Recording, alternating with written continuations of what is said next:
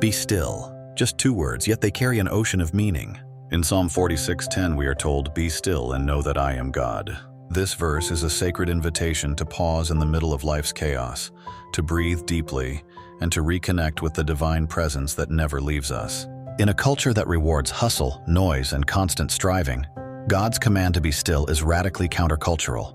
It's not a call to laziness or apathy, but to trust, to surrender, and to rest in the assurance that God is in control. When we let go of our need to fix everything, manage every outcome, or predict the future, we create space for God to move in ways we cannot yet see. The first part of the verse, "Be still," is more than silence. It's about posture. It's a spiritual discipline, a way of acknowledging that our strength is not enough and that our wisdom is limited. It is in stillness that we regain perspective. We begin to hear God's voice more clearly when the distractions fade. This is why solitude and quiet time are so powerful for our spiritual lives. They are not empty moments, they are sacred encounters. The second part of the verse says, "Know that I am God." This knowing is not intellectual alone, it is experiential. It's the kind of knowing that comes from relationship, from time spent, from intimacy. God doesn't just want to be acknowledged, He wants to be known.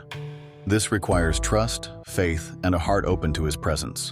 When we stop and reflect on who God is, His power, His faithfulness, His mercy, we are filled with peace, no matter what is happening around us.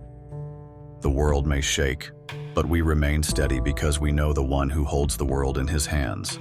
When we choose stillness, we're not choosing inactivity, we're choosing intimacy with God. In that sacred pause, distractions fall away, and our soul aligns with heaven's rhythm. It's in those quiet moments that God often speaks the loudest, reminding us that He is sovereign, faithful, and present. Whether you're standing at a crossroads or simply needing rest, Psalm 46:10 calls us to trust, to listen, and to simply be, knowing that He is always working, even when we are still. Psalm 46, in its entirety, speaks to a God who is our refuge and strength, an ever-present help in trouble. The surrounding verses give this central command even more weight. God is not distant or disengaged. He is right here with us in the thick of every storm. The command to be still is not issued in a vacuum, but in the context of divine protection and victory. It reminds us that we can stop striving because God is already working. Being still doesn't always mean stopping physically. It's more about a state of heart. You can be still while walking through the woods, driving to work, or washing dishes. Stillness is an inner quiet, a settled spirit, a heart that is not frantic. And it's in this heart posture that God makes Himself known in powerful ways. Many of us long for clarity, direction, or peace, but we keep rushing, scrolling, and doing. What if the breakthrough we're praying for is waiting on the other side of stillness? In the noise of modern life, stillness can feel like a luxury we can't afford. But what if it's actually the source of strength we desperately need? When we are still before God, we allow Him to remind us of His sovereignty. We begin to see our problems in proper perspective. What once seemed impossible becomes manageable when seen through the lens of God's presence and power.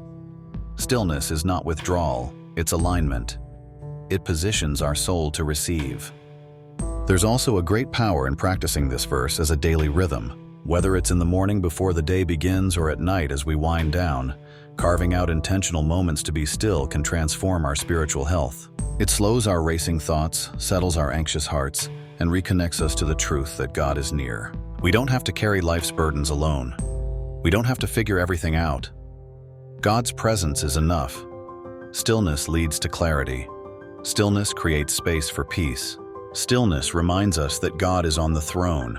Let this verse challenge and encourage you. Don't just read it, live it. Make space to be still, not just once, but as a rhythm, as a lifestyle. Learn to listen more than you speak. Learn to wait more than you rush. Trust that God's timing is perfect and that His plans are greater than your own. As we close today's reflection, take a moment to pause right now. Breathe deeply. Let your heart rest. In this sacred stillness, may you experience the overwhelming peace and presence of the Lord. Don't forget to subscribe to Sacred Destiny for more powerful, Spirit-led reflections every day. And we'd love to hear from you. What is your favorite Bible verse or the verse that has impacted your life the most? Drop it in the comments and we might feature it in our next video with a special shout out to you.